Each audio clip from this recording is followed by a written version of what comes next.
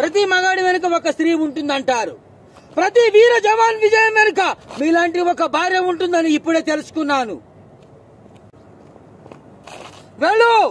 వెళ్లి police station లో చేసిన తప్పు ఒప్పేసుకో.